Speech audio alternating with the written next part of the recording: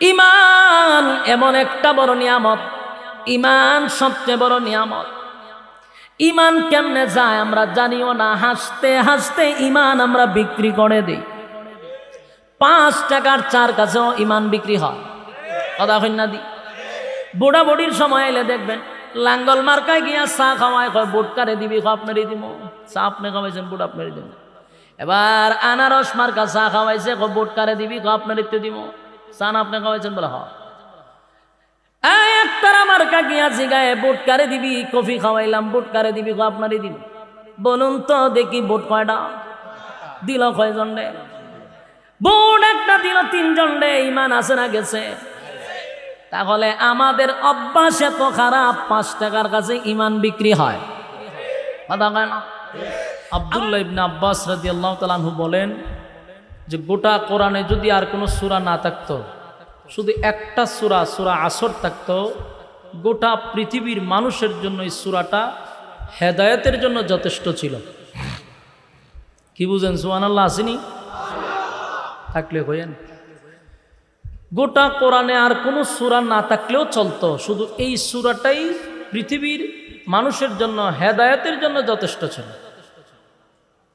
তাহলে এই সূরাটার ভিতরে আল্লাহ কোনো কিছু বাদ রাখছে না? সব ঢুকাইছে, সব ঢুকাইছে। এই সূরাটা আপনাদের সামনে আমি কমপ্লিট তেলাওয়াত করছি। ইনশাআল্লাহ আমরা যতক্ষণ কথা বলবো কোরআন থেকেই বলবো ইনশাআল্লাহ। এর বাহিরে একটা কথাও যেন আমাদের না হয়, কিন্তু মনোযোগ চাই। মেহরবানি করে আমরা মনোযোগ দিই। পিছনে যারা আছে এইদিকে তাকানোর দরকার নেই। আওয়াজটা পাননি এখন মোটামুটি, কখন আইছে না? তো এইটা এমনি এমনি এখন আছে, বুঝছে? ঠিক আছে, আপনারা শুনলে ঠিক আছে। সূরা আসর নাজিল হয়েছে মক্কায়। তার একটা প্রেক্ষাপট আছে। প্রেক্ষাপটটা হলো আল্লাহ রাসূল যখন কালেমার দাওয়াত দিতে মানুষের কাছে গেলেন, দিন প্রচার করতে লাগলেন, তো মক্কার কিছু মানুষ তখন বলতে লাগলো যে সারা জীবন 360 জনকে মানলাম, এখন একজনের দাওয়াত দেয়, মুহাম্মদ ক্ষতিগ্রস্ত হয়ে গেছে। আল্লাহর রাসূলকে তারা ক্ষতিগ্রস্ত হয়ে গেছে এমন অপবাদ দিতে লাগলো। আল্লাহ রাব্বুল আলামিন এই মর্মে এটার জবাব দেওয়ার জন্য সূরা আসর নাজিল করছে। নাজিল করে জানায়া দেয় কে ক্ষতিগ্রস্ত আর কে লাভবান। সূরা দিয়া মাপ দিলেই বোঝা যাবে কে ক্ষতিগ্রস্ত, কে লাভবান। আপনারা সচেতন মানুষ, শহরের মানুষ সচেতন, বিভিন্ন পেশার মানুষ, এখানে বিভিন্ন জেলার মানুষ, বিভিন্ন থানার মানুষ। তো যারা বসছেন আশা করি সচেতন। কথাগুলি যদি একটু মনোযোগ দিয়ে শুনেন ভূমিকাটা, তাহলে আলোচনার পুরাটাই আপনার বুঝতে সুবিধা হবে। আমরা একটু মনোযোগ দিয়ে ভূমিকাটা শুনি। দেখেন, তারা রাসূলকে অপবাদ দিছে যে আব্দুল্লাহর পুত্র মুহাম্মদ ক্ষতিগ্রস্ত হয়ে গেছে। আর আল্লাহ সূরা আসর নাজিল করে জানায়া দেয় কে ক্ষতিগ্রস্ত আর কে লাভবান। এটা মাপ দিলেই বোঝা যায়। আল্লাহ এই সূরার শুরুতে একটা কসম করছে। কসম করছে, করার পরে আল্লাহ বলেন ইন্নাল ইনসানা লাফি খুসর। পৃথিবীর সব ক্ষতিগ্রস্ত। পৃথিবীর সব মানুষ কি ক্ষতিগ্রস্ত? এরা আপনাকে ক্ষতিগ্রস্ত, আপনাকে বলছে আপনি ক্ষতিগ্রস্ত হয়ে গেছেন। পৃথিবীর সব ক্ষতিগ্রস্ত। 4 কর্মসূচি মানলে বাঁচার সুযোগ আছে। কয় কর্মসূচি? 4 কর্মসূচি মানলে বাঁচার সুযোগ আছে, আর না হয় বাঁচার কোনো সুযোগ নাই। আল্লাহ কসম করছেন। আল্লাহ কি সস্তা জিনিসের কসম করে না দামি জিনিসের? তাহলে বড় দামি একটা জিনিসের কসম করছে। ওয়াল আসর, সময়ের কসম। সময়টা সবচেয়ে বেশি দামি। বলুন সময়টা। সময়টার মূল্যায়ন নাই শুধু একমাত্র আমাদের বাংলাদেশে, আর নাহলে পৃথিবীর সব জায়গায় সময়ের মূল্যায়ন আছে। সময়ের মূল্যায়ন আমরা দিতে জানি না বিদায় আজকে বিশ্বের সবচেয়ে উন্নত দেশ হইল বাংলাদেশ। কথা হয় না? উন্নত দেশ না, উন্নত। সিঙ্গাপুর আরো আগেই ফাইরিয়ে গেছে, এখন আমেরিকার ক্রস করার চিন্তা ভাবনা আমরা আছি। এই পরিমাণ উন্নত হয়েছি কেন? সময়ের অমূল্যায়ন করার কারণে আমরা এত উন্নত হয়েছি। পৃথিবীর সবচেয়ে সময়ের অমূল্যায়ন করে বাংলাদেশে। তো আল্লাহ রাব্বুল আলামিন সময়টার কসম করছে। সময়ের কসম। তাফসীর কারকরা বলে সময়টা বলতে কোন সময়? তাফসীর কারকরা বলেন এটা হায়াতের সময়। কোন সময়? হায়াতের সময়। হায়াতের সময়ের কসম করছে আল্লাহ। কসম করে আল্লাহ সবাইকে জানায় দিছে তোমরা সবাই ক্ষতিগ্রস্ত, তবে 4টা কর্মসূচি দিছে বাঁচার জন্য। আমরা এই 4 কর্মসূচি শুনতে রাজি আছি ইনশাআল্লাহ। এই 4 কর্মসূচি যারা বিকল্প কোনো রাস্তা আমাদের হাতে আর নাই, কারণ আল্লাহ যেখানে কসম করছে যে তোমরা ধ্বংস, তবে 4 কর্মসূচি পালন করলে বাঁচার সুযোগ আছে। এর আগে আসুন আমরা এই বিষয়টা আগে বুঝি যে আল্লাহ রাব্বুল আলামিন বলেন যে তারা আপনাকে ক্ষতিগ্রস্ত বলছে। সূরা আসর দিয়ে এখন মাপ দিত, মাপ দিলেই বোঝা যাবে কে ক্ষতিগ্রস্ত আর কে লাভবান। মাপ দিবেন কেমন? মাপ দেওয়ার সিস্টেমটা আলেমদের কাছ থেকে জানেন কি? মাপ দেওয়ার সিস্টেমটা হলো, এই সূরা আসর হলো একটা মিটার। এই যে আপনারা জিনিসপত্র কিনলে মিটারে মাপ দেয় না, আগে তো পাল্লা ছিল, এখন হলো মিটার। এটা হলো মাপ দেওয়ার একটা সিস্টেম সূরা আসর। এখন মাপটা দিবেন কিভাবে? প্রথম আমাদের বোঝা দরকার, এখানে একটা শব্দ হইল লাভ, একটা শব্দ হইল লস। লাভ একটা শব্দ, লস একটা শব্দ। আমরা লাভ আর লস বুঝি ব্যবসার ক্ষেত্রে। তা আল্লাহ রাব্বুল আলামিন বলেন ব্যবসার ক্ষেত্রে যেহেতু তোমরা লাভ লস বুঝো, আমি তোমাদেরকে ব্যবসার জন্যই পাঠাইছি। গোটা পৃথিবীটাকে আল্লাহ একটা মার্কেট বানাইছে, আর আমাদেরকে বানাইছি মার্কেটের ব্যবসা করার জন্য।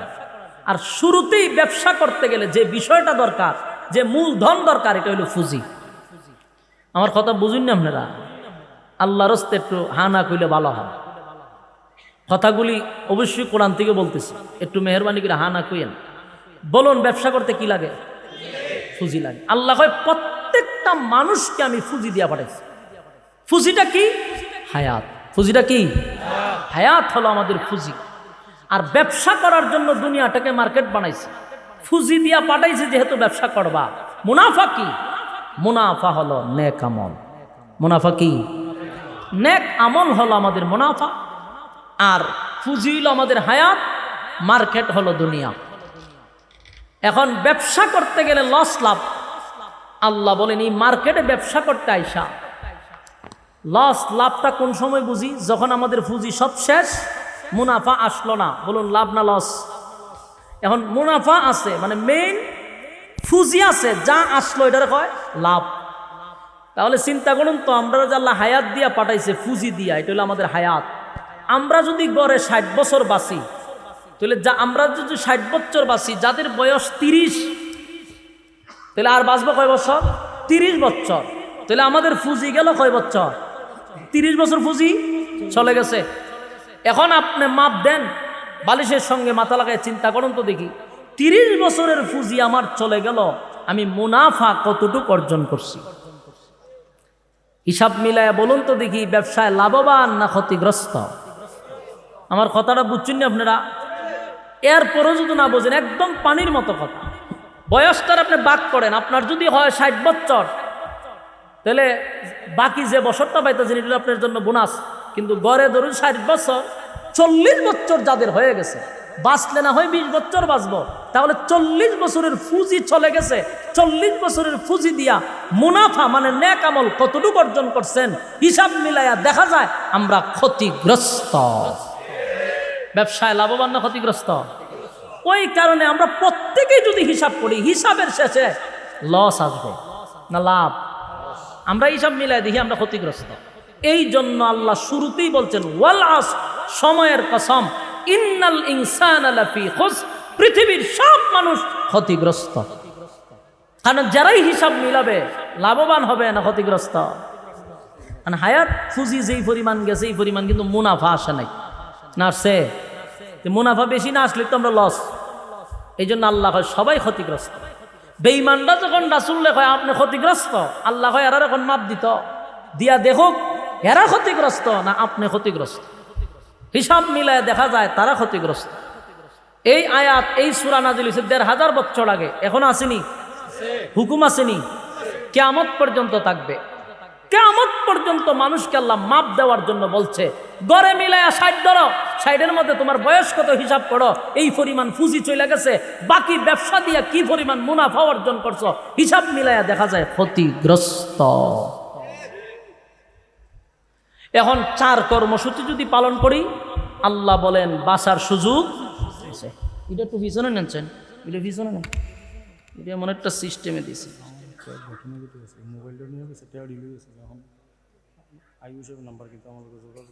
কোন সময় নিছে?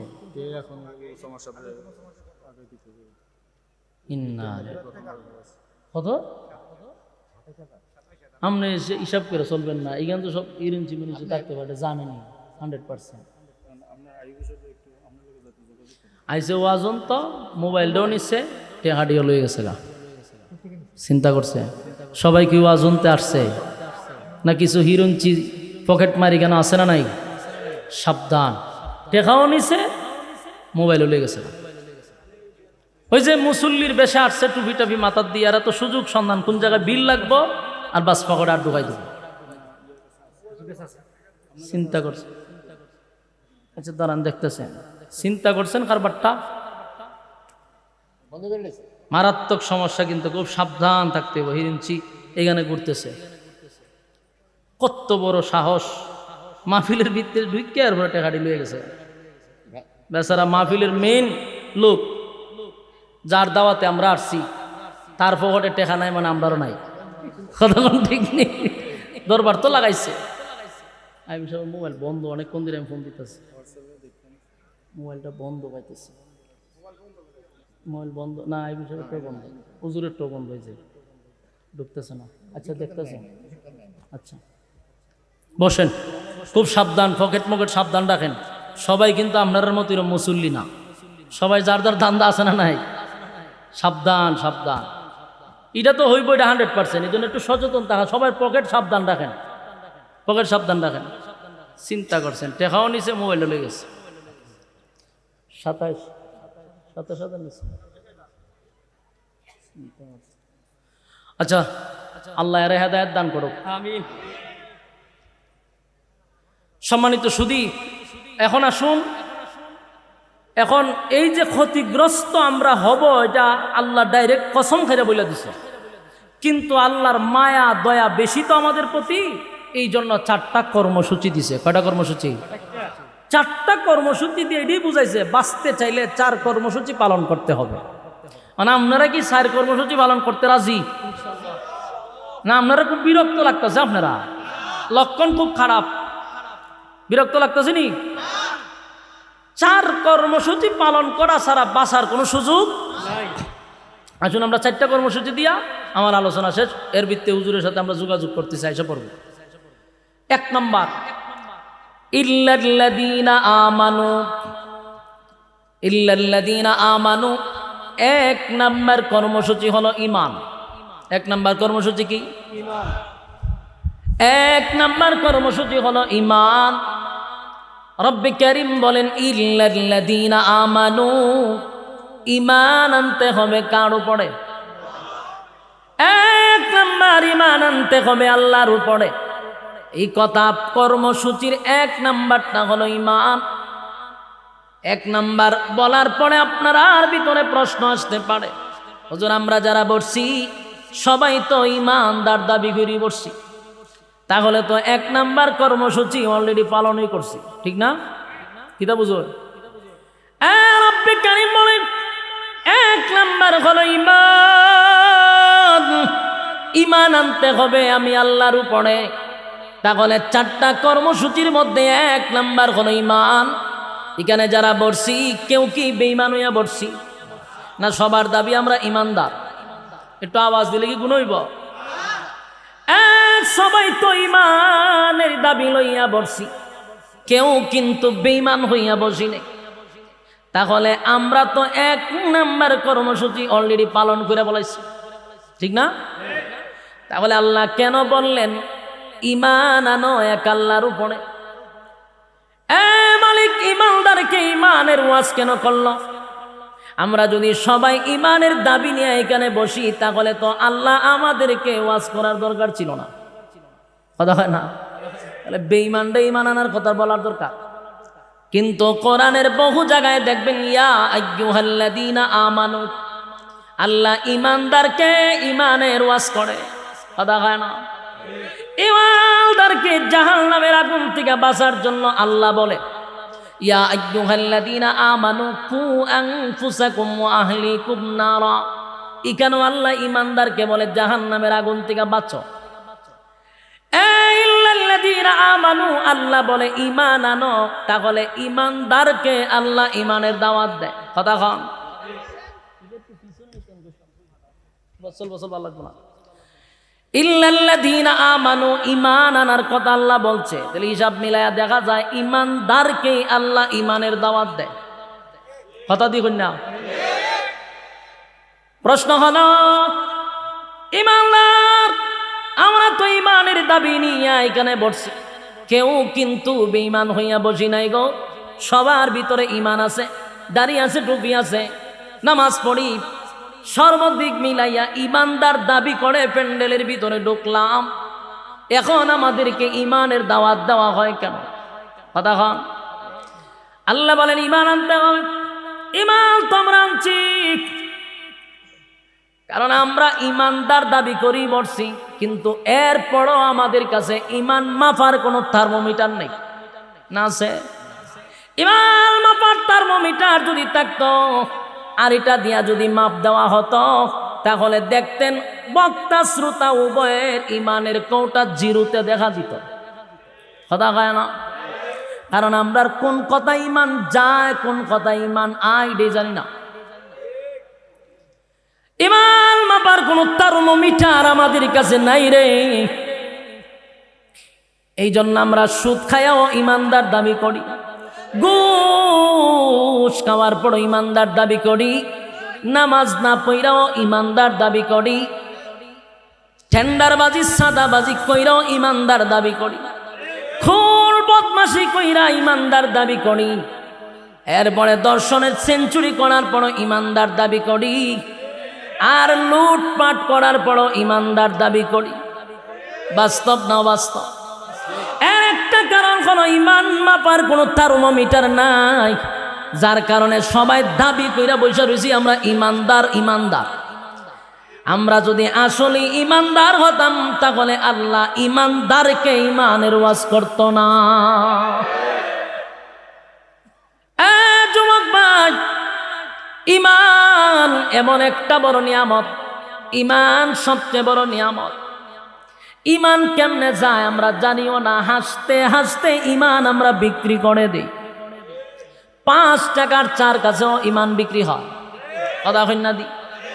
বুড়া বুড়ির সময় এলে দেখবেন লাঙ্গল মার্কায় গিয়া চা খাওয়ায়, কয় বুট কারে দিবি, আপনারই দিব। চা আপনি খাওয়াইছেন, বুট আপনারই দিব। এবার আনারস মার্কা চা খাওয়াইছে, বুট কারে দিবি, আপনারই তো দিব। চা না আপনি খাওয়াইছেন বলে হয়। একটারা মার্কা গিয়া জিগায় বুট কারে দিবি, কফি খাওয়াইলাম, বুট কারে দিবি, আপনারই দিব। বলুন তো দেখি বুট কয়টা দিল, কয়জন রে? বুট একটা দিল 3 জন রে। ঈমান আছে না গেছে? তাহলে আমাদের অভ্যাস এত খারাপ, 5 টাকার কাছে ঈমান বিক্রি হয়। কথা কয় না? আবার অনেক মানুষ ফার্মেসিতে, কদিন আগে আমি গেলাম, দেখি এক বেচারা ডাক্তার রে কইতেছে, কালকা ওষুধটা না খাইলে মরি গেছিলাম বুকের ব্যথা। তার মানে ওষুধে তারে বাঁচাইছে। এই কথাটাও সাংঘাতিক। আমরা কিন্তু এগুলা বলি, এই কথার দ্বারা ঈমান চলে যাওয়ার সম্ভাবনা আছে না নাই? ওষুধ আমাকে বাঁচাইতে পারে না। আবার অনেকে বলে আমার সন্তানটা যদি বিদেশে না থাকতো, না খাইয়া মরতাম। হয়নি? কোন কথায় ঈমান যায় আমরা জানি না। যুবক ভাই, আমাদের ঈমান দে আমাদের কাছে থাকে না, এটা আল্লাহ বালা কইরা জানে। কথা কয় না? আমাদেরকে আল্লাহ বলেন, বান্দারে জাগায় বে জাগায় মাথা টেকাইলো, কিন্তু ঈমান যায়। কথা কই না দি? মাথা খার জন্য, কপাল খার জন্য বানাইছি। রব্বে কারীম বলেন, কপাল আমি বানাইছি বান্দা আমার জন্য। একমাত্র মাথা নত করবি আমি আল্লাহর কাছে। আল্লাহ ছাড়া কোথাও যদি মাথা নত করো, ঈমান থাকবো নি। জাগায় বে জাগায় মাথা টেকাইলে চলবো নি। মাজারে দরগায় বাবার পায়ে, অমুকের পায়ে, তমুকের পায়ে মাথা টেকানো যাইব, ঈমান থাকবো নি। তাহলে আমাদের ঈমান ঠিক এইভাবেই চলে যায়। এরপর আমরা দাবি করি ঈমানদার। কথা কয় না? ঈমানের দাবি নিয়া ঈমানদার, ঈমানের দাবি নিয়া বসে আছি। কিন্তু সকাল বিকাল ইমান চলে যায় আমরা বলতে পারি না। আর ইমান এত দামি, ইমানটা এত দামি, এত দামি, এত দামি।